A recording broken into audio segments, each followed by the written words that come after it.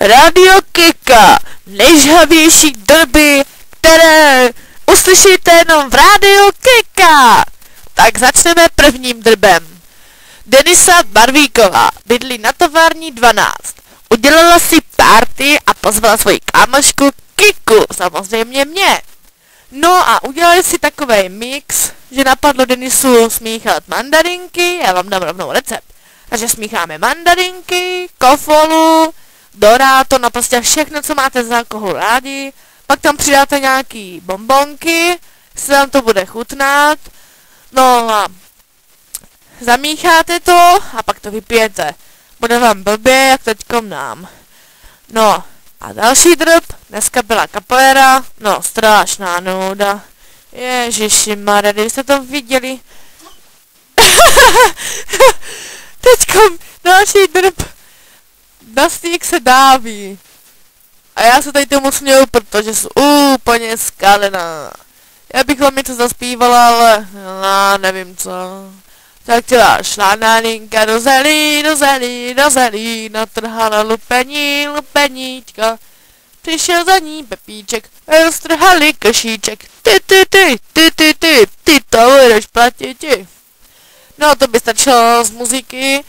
Teďka si dáme malou pauzu na Radio Kika. Dáme si nejžhavější hlášku týdne. Naši učitelku Zdeňka Pavelkovou. Máme ji tady hned vedle sebe. Velký potlesk! Velký potlesk!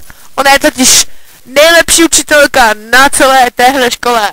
Takže její hlášky v písničce, ty začínáme. Radio Kika, nejžhavější portál muziky a všech drbů. Ty jsi taková kráva nebeská, já s tebe chtěju, nemůžu vůbec. Ty jsi takový tohle arrogantní, nemožný. Prosím tě, udělej už se sebou něco, ty jsi arrogantní, namyšlená nebeská kráva. S tebe chtěju, ty jsi úplně mrtka, úplně s tebe mám respekt. Fandíš fotbalu, fandíš hokeji. Ty jsi úplně nejlepší učitelka. Úplně z tebe chtěju. Toť vše.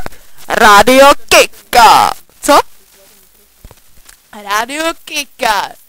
To byla písnička pro naši paní učitelku, kterou jsme ji vymysleli. No neřekli byste, jaký máme krásné a hodné učitelky, když vymýšlejí na žáky, že jsou kráva nebeská a nevím co. Tak, pro dnešek by to stačilo, já se s vámi loučím, přeji vám hezký víkend a dobrou noc a prokalte to s Radio Kika!